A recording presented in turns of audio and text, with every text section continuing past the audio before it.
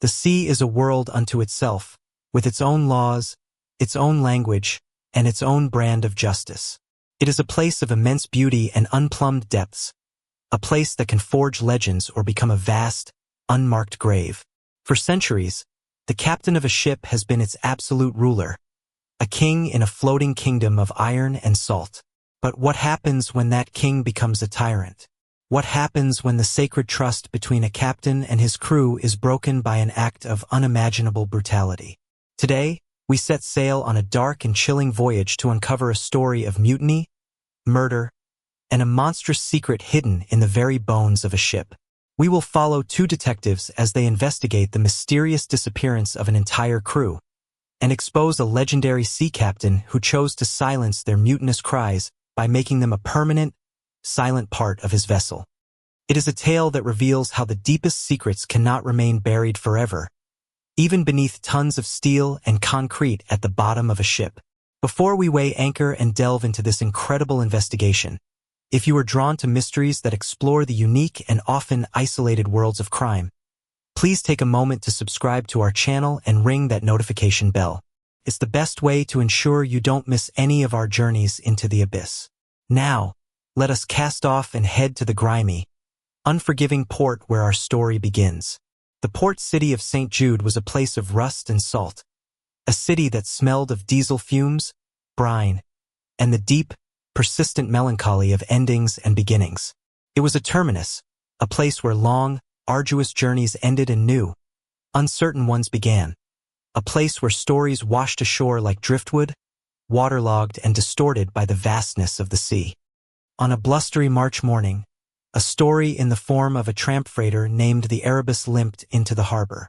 She was a ghost from a bygone era, her hull streaked with long, weeping lines of rust, her superstructure bearing the dents and scars of 100 forgotten storms. She moved with the slow, weary grace of a wounded beast returning to its lair to die. The Erebus was a legend in St. Jude, a floating piece of the city's tough, gritty soul. She was an old ship, a relic from an era of stronger steel and simpler machines, and she had a reputation for sailing the forgotten routes, the dangerous, uninsurable passages through pirate-infested waters and treacherous archipelagos that more modern, containerized vessels avoided. Her captain was a legend of equal, if not greater, stature, Alistair Graves. A man who seemed as ancient and weathered as his ship, Graves was a third-generation seaman, a figure of absolute, almost mythical authority spoken of in the dockside bars with a mixture of reverence and fear. He was a man of few words, with eyes the color of a stormy sea, and it was said he knew the Erebus not as a machine of gears and pistons, but as a living extension of his own unyielding will. The first sign that something was profoundly wrong came not with a bang, but with a quiet, unsettling observation from the port authorities. When the Erebus docked, a completely new crew disembarked. It was a silent, grim-faced collection of men from a dozen different nations, men with the hard, furtive eyes of those who live on the margins. They seemed to share nothing but a nervous, almost haunted energy. The ship's previous crew, a team of 12 men, many of them from St. Jude and well-known, boisterous figures on the docks, were nowhere to be seen. The case, which at first was just a maritime labor dispute, a matter for the unions and the shipping agents, landed on the desk of Detective Frank Costello. Costello was a man who fit the city of St. Jude perfectly. He was grizzled, cynical, and had a face that looked like it had been carved from a pier piling with a dull knife. He had spent 25 years as a homicide detective, a career that had bleached any trace of optimism from his soul. He thought he had seen every possible reason a man might have for harming another, and he was weary of all of them. He was partnered with Detective Eva Rostova, a sharp, methodical investigator on loan from a national maritime crime unit. Where Costello relied on gut feelings and the whispered secrets of the docks, Rostova believed in paper trails, data, and the cold, hard logic of evidence. She saw the port not as a community, but as a complex logistical puzzle. They met Captain Graves in the ship's cramped, wood-paneled salon. The air was thick with the smell of stale pipe tobacco, varnish, and something else, something metallic and faintly unsettling. Graves sat behind a heavy oak desk, a monolith of a man whose stillness was more intimidating than any overt threat. He was a throwback to an earlier age, a man who seemed to carry the weight of the ocean in his broad shoulders. He looked them in the eye, his gaze unwavering and clear as he told his story. His voice was a low, gravelly rumble, the sound of rocks grinding together deep underwater. He explained with a calm, almost paternal patience, that the Erebus had made an unscheduled stop in a lawless port on the coast of West Africa, a place that was little more than a collection of shacks and makeshift piers, a haven for pirates and smugglers. He claimed the old crew, led by his first mate, a capable but hot-headed man named Marcus Thorne, had been lured by the promise of a fortune in illegal diamond smuggling. They had demanded he change course to facilitate their scheme. When he refused, citing not just the law but his own code of honor, they had turned on him. He claimed there was a near mutiny, a tense standoff on the bridge. To avoid bloodshed, he had capitulated to their demands for payment. They had taken their full wages, plus a sizable advance he was forced to give them, and had deserted the ship en masse, disappearing into the chaotic, unpoliceable city. He had been forced to hire a new, scratch crew from the port's dregs, men he described as hungry ghosts, simply to have enough hands to bring the Erebus home. They were good men, once, Graves concluded, his voice laced with a weary, profound disappointment. But the sea, she tests a man, and the promise of easy money can rot a soul faster than saltwater rots steel. They made their choice. They chose dirt and blood money over the sea and an honest wage. His story was plausible, even compelling. Such things happened in the lawless corners of the world. The paperwork he presented was all in perfect order. The ship's log meticulously detailing the rising insubordination, the confrontation, the desertion, and the hiring of the new crew. The ship's accounts showed a large cash withdrawal from the operating fund at the port in question, corroborating his story of paying them off to avoid a violent mutiny. Costello, a man whose professional life was a study in human deception, found himself almost believing the captain. Graves projected an aura of unshakable old-world honor, the kind of man whose word was his bond. But Rostova was not so easily swayed by the power of narrative. She was a woman who believed that a story, no matter how well told, was just a story. The truth was in the data, in the inconsistencies. "Captain," she said, her voice a sharp, precise counterpoint to his low rumble. "You say the entire crew deserted. 12 men all at once. Your first mate, your engineer, your bosun, down to the last able-bodied seaman. That's a high degree of unanimity for such a drastic, career-ending decision. Not a single man had second thoughts. Not a single one chose to remain loyal to their captain and their ship, a vessel some of them had served on for over a decade. A flicker of something annoyance, perhaps, at having his narrative question passed through Graves' stormy eyes. Loyalty is a rare commodity, detective. It is a currency easily devalued when weighed against a pocketful of diamonds. The first mate, Thorne, he was a persuasive man, a natural leader. He poisoned the well, promised them a paradise they would never find. They followed him like sheep to a slaughter. The investigation began, but it was like punching fog. The port where the alleged desertion took place was a black hole of information. The satellite records confirmed the Erebus had been there, but on the ground, there were no official records, no electronic surveillance, no law enforcement to speak of. It was a place where ships and men could simply disappear. The families of the missing crewmen, however, were not so easily silenced. They were frantic, gathering daily at the Union Hall, their fear and grief slowly hardening into a suspicious anger. They painted a very different picture of their husbands, sons, and brothers. They were not would-be smugglers. They were career seamen, men with mortgages, car payments, and children's birthdays to remember. They were men who relied on the steady, unglamorous work the Erebus provided. The most vocal and articulate of the family members was Sarah Thorne, the wife of the first mate, Marcus. She was a fierce, intelligent woman, a former maritime lawyer herself, who refused to let her husband's name be slandered.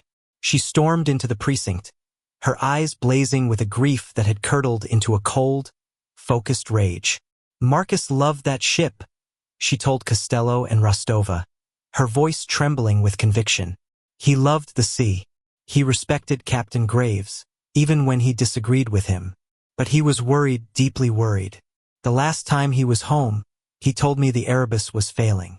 He said Graves was pushing her too hard, taking on cargoes she wasn't built for, sailing through weather he should have avoided.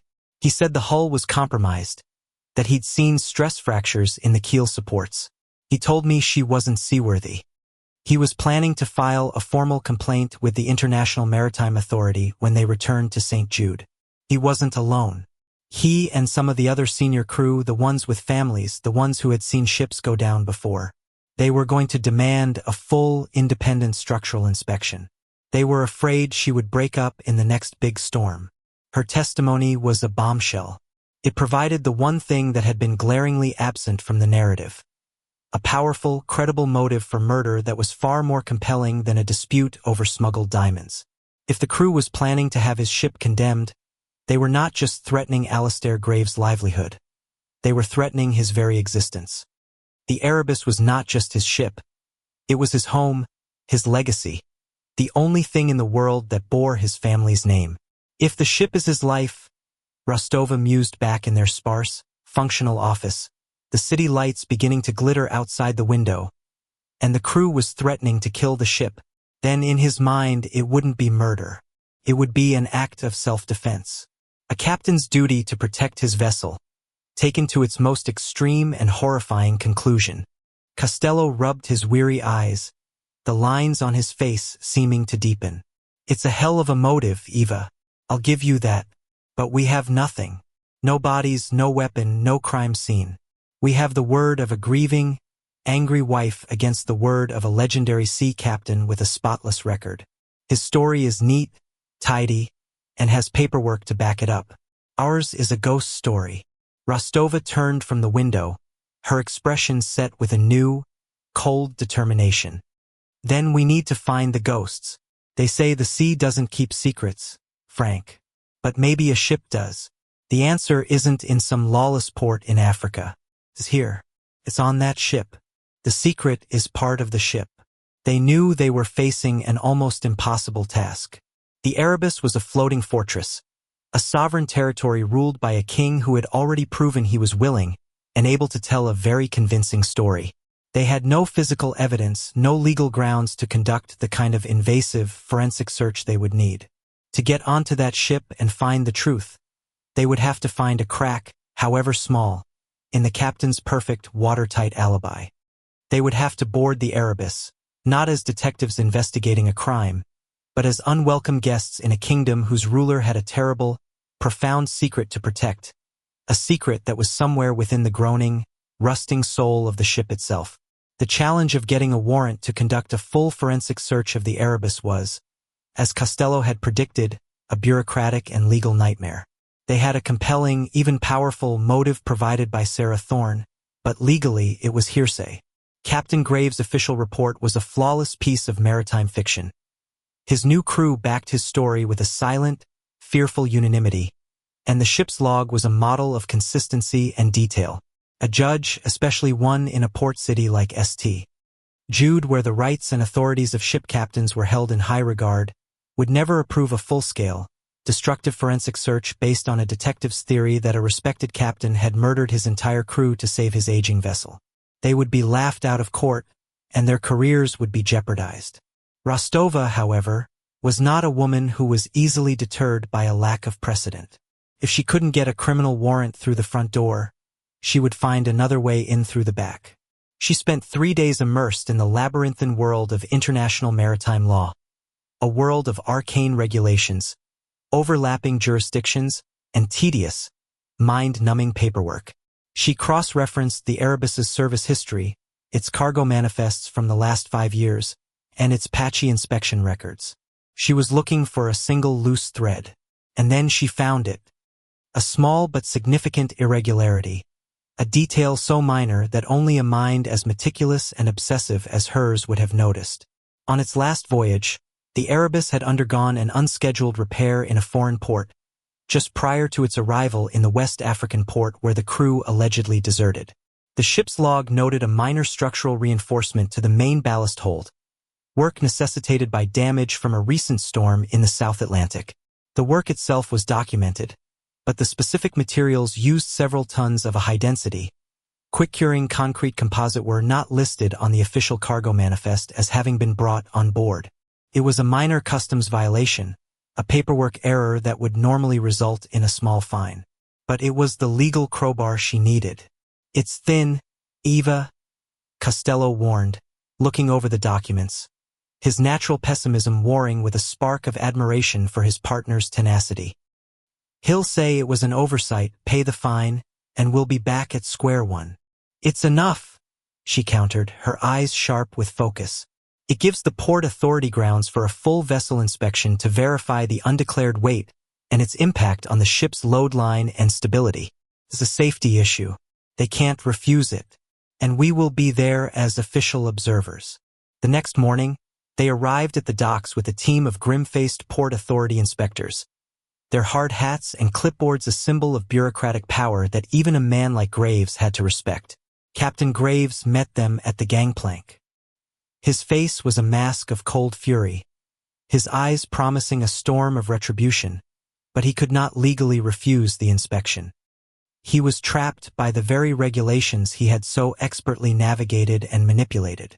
"This is a harassment, Inspector," Graves said, his voice a low growl directed at Costello, ignoring Rostova completely.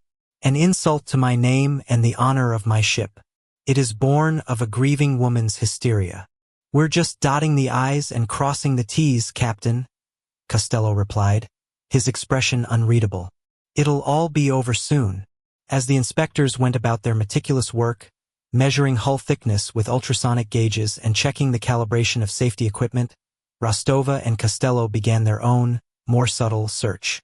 The ship was a character in itself, a living museum of the sea. The air was thick with the smell of salt, rust, old machinery, and sweat. Every surface was coated with a fine layer of grime. Every bulkhead seemed to groan under the weight of its own long, hard history. The new crew shadowed their movements, silent and hostile, their eyes following the detectives with a mixture of fear and resentment. They were clearly loyal to Graves, or at least terrified of him. The captain himself was their primary shadow. He followed them from the sweltering heat of the engine room to the quiet solitude of the bridge, a silent, imposing presence, his arms crossed over his massive chest, watching their every move. His control over his environment was absolute. He was allowing them to look, but he was ensuring they would not see. The search was frustratingly, maddeningly fruitless. The crew's quarters had been stripped bare, the bunks empty, the lockers scrubbed clean. The engine room was clean, the decks freshly swabbed. There were no signs of a struggle, no lingering sense of bleach or cleaning chemicals, no trace of the 12 men who had called this ship home for years. Their last stop was the main ballast hold, the very bottom of the ship, a cavernous, dark space deep below the waterline. The air was cold and damp, and the only light came from their powerful, handheld flashlights. It was in here that the unofficial repairs had been made. And there it was, a massive, newly poured slab of concrete, covering a significant portion of the hold's floor, roughly 40 feet long and 20 feet wide. It was a crude, uneven block, its surface rough and pockmarked, completely out of place amidst the rusting iron framework of the ship's keel. "Structural reinforcement," the ship's new, nervous engineer explained, his voice echoing in the vast space as he read from the logbook. "To improve the ship's stability in heavy seas. It acts as permanent ballast." Costello ran his hand over the rough, cold surface. It was a perfect, plausible explanation. A tramp freighter like the Erebus might indeed use concrete as cheap, permanent ballast. It was a common, if old-fashioned, practice.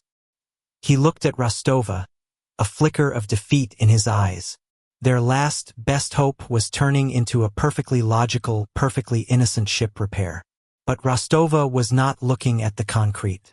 Her flashlight beam was playing over the edges of the slab, where the new concrete met the old, rusting steel of the hull. She knelt down, her face inches from the floor, her light focused on one small, specific spot, a place where the concrete pour had been slightly messy. "Frank," she said, her voice a low, tense whisper that cut through the silence. "Come here. Bring your light." Costello knelt beside her, aiming his beam where hers was pointing. There, embedded in the very edge of the concrete, almost invisible against the gray, mottled surface, was something small and metallic. It was a tiny piece of gold, a sliver of a simple wedding band, caught in the concrete before it had fully set, like a fossil in ancient, man-made rock. And next to it, pressed into the surface with what must have been the last, desperate act of a dying man, was the faint, partial imprint of a fingertip, a single, desperate whirl of a human fingerprint preserved forever in the cold, hard stone. They both stared, the silence in the vast, dark hold broken only by the distant, rhythmic lapping of water against the outer hull. This was not ballast. This was not a structural reinforcement. This was a tomb. The tiny fleck of gold was more damning than any confession. It was the irrefutable proof they needed. It was the voice of the dead, crying out from their unmarked, iron grave. Rostova looked up, her gaze meeting Costello's in the dim, reflected light. The ghost story had just become terrifyingly real. They had found the crime scene. They had found where the 12 missing sailors were. They were right beneath their feet, a permanent, silent part of the ship they had allegedly deserted. The Erebus wasn't just carrying a secret. She was the secret. She was the coffin. The discovery of the gold ring and the fingerprint, frozen in their concrete tomb, was a silent, shattering detonation. The Port Authority inspection was immediately halted. The Erebus, under the authority of a swiftly issued judicial order, was seized by the federal government. The ship was declared an active crime scene, and the gritty, workaday port of St. Jude witnessed an operation unlike any it had ever seen, a grim spectacle that drew national media attention. Captain Alistair Graves was not arrested. Not yet. In a calculated move by the prosecutor's office, he was detained for questioning and confined to his quarters under constant guard, a deposed king imprisoned in his own crumbling castle. He remained silent, a figure of stone-like composure, watching from his porthole as his beloved ship was violated by an army of forensic specialists. His new crew, now separated from their powerful, charismatic captain and facing the terrifying reality of their own legal jeopardy, quickly crumbled. Faced with the threat of conspiracy and murder charges, their wall of frightened silence collapsed into a flood of terrified, self-serving confessions. They told a chilling, consistent story. They had been hired in that lawless West African port, not to replace a deserting crew, but a dead one. They had been offered a massive, life-changing sum of money for a single, gruesome task: to mix and pour tons of concrete into the ballast hold, and to ask no questions. They described Captain Graves as a man possessed, a figure of terrible, silent authority, directing the work with a cold, terrifying efficiency, a man burying a secret with the same methodical care he would use to plot a course through a hurricane. With this testimony, the legal floodgates opened. A full-scale forensic excavation of the ballast hold was approved. The Erebus was moved to a secure, guarded drydock, and a team of forensic anthropologists, engineers, and crime scene technicians descended into its iron belly like surgeons preparing to operate on a diseased giant. The work was slow, brutal, and grim. The sound of diamond-tipped drills and pneumatic hammers echoed through the drydock day and night, a deafening industrial dirge for the men entombed within. Costello and Rostova oversaw the operation, their faces grim masks of purpose. They watched as the concrete was painstakingly broken apart, revealing the horrors within. The bodies were perfectly preserved in the anaerobic environment, their final moments of terror and struggle captured in grotesque, three-dimensional detail. They found Marcus Thorne, his hand outstretched, the rest of his simple gold wedding band still on his finger. They found all 12 men, their remains intertwined with the reinforcing rebar that had been laid down, a gruesome, man-made reef of bone and steel. They had not just been buried. They had been made an integral structural part of the ship's foundation. The forensic evidence was as overwhelming as it was horrifying. The men had not been shot or stabbed. The cause of death for most was asphyxiation. They had been gassed, incapacitated by carbon monoxide pumped into their sealed, unventilated quarters before being moved, one by one, to the hold. It was a cold, efficient, industrial-scale murder, executed with the detached precision of a man who saw human beings as just another logistical problem to be solved. With the last body recovered and identified, the time had come for the final confrontation. They did not take Graves to a sterile, anonymous interrogation room. In a move suggested by Rostova, a decision born of her understanding of the man's psychology, they decided to face him in his own kingdom, on the desecrated bridge of the Erebus.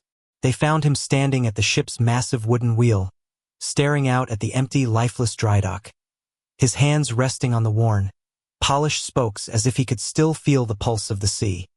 His composure was gone, replaced by a deep, profound, almost biblical weariness. He looked like a man who had lost his faith, his purpose, his very soul. "It was a mutiny," he said, his voice a hoarse, broken whisper, before they could even speak. He did not turn to face them. He spoke to the ghost of his ship, the only being he felt truly understood him. "We know, Captain," Rostova said, her voice surprisingly soft but firm. "Sarah Thorne told us. They were going to report the ship. They were going to have her condemned." Graves finally turned, and his eyes, once so full of command and stormy authority, were now hollowed out by grief and rage.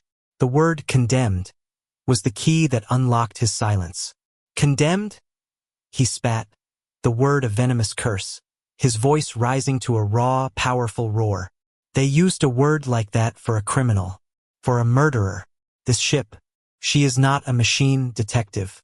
She is not a collection of plates and rivets. She has a heart. She has a soul. My father was born on her bridge, in the middle of a typhoon. I took my first steps on this deck. She has kept us safe through hurricanes and ice flows that would have cracked a modern ship in two. She has bled for us, and we have bled for her. And those ungrateful wretches, they were going to have her sent to the scrapyard, to be cut apart by torches, like a piece of dead meat, all for a bit of insurance money and an easier life on a newer, safer, soulless vessel." His confession poured out of him, not as an admission of guilt, but as a righteous, defiant justification. He was not a murderer in his own mind. He was a protector, a judge, a man who had defended his home and his family's honor against a mortal threat. "They gathered in the mess hall," he continued, his gaze distant, reliving the moment that had sealed all their fates. "Thorne was their spokesman. He read me their list of demands, their ultimatum. A full inspection in St. Jude. A declaration of unseaworthiness. He called her a death trap. He sealed their fate with that word. He described, with chilling, methodical detail, how he had feigned agreement, promising to consider their demands. That night, as they slept, he had worked for hours in the engine room, rerouting a pipe from the engine's exhaust into the crew's sealed ventilation system. He had stood on the bridge and listened to the engine's hum, knowing they were not just powering the ship, but were also his instrument of what he saw as a just and necessary execution. "It was a clean death," he said, a chilling, unwavering pride in his voice. "A painless death. They fell asleep, and they did not wake up. It was more than they deserved. And then you buried them," Costello said, his voice thick with a disgust he could no longer contain. "You made them part of the ship they hated." A slow, terrible smile spread across Graves' face, a smile of profound, insane satisfaction. "It was the only fitting justice," he said. "It was the law of the sea, my law. They were traitors. They sought to abandon the Erebus, to send her to her grave. So I made them a permanent part of her. They will never leave her now. Their bones hold her steady. Their weight gives her balance. They serve the ship in death in a way they refuse to in life. They are not victims, detective. They are ballast." In that moment, they saw the full, monstrous depth of his delusion. He was a man whose love for a machine, for a legacy of steel and salt, had completely and utterly eclipsed his humanity. His actions were not born of greed or simple anger, but from a twisted, profound sense of love and honor.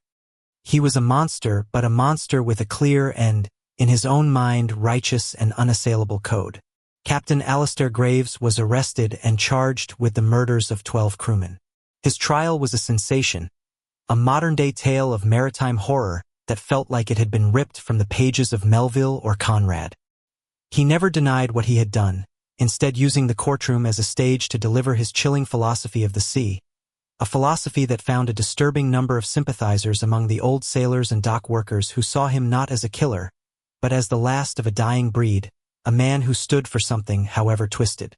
He was found guilty and sentenced to spend the rest of his life in prison, a captain forever stranded on the unforgiving shores of the law. The Erebus, the ship that had been a home, a kingdom, and a tomb, was eventually towed to the scrapyard her mutinous crew had sought. Costello and Rostova stood on the pier and watched her go, a silent, rusting hulk being led to her final, ignominious resting place. The seagulls cried overhead. The air still smelled of salt and rust, but the port of St. Jude felt different, as if a great, dark, heavy story had finally reached its end. They had exposed a murderer and given the dead a name and a proper burial. But they knew that the story of the Erebus and her terrible captain would become another legend whispered in the dockside bars, a chilling reminder that the laws of man mean little on the vast, lonely expanse of the sea, and that the deepest, darkest secrets are sometimes buried not in the cold, hard ground, but in a tomb of iron and water.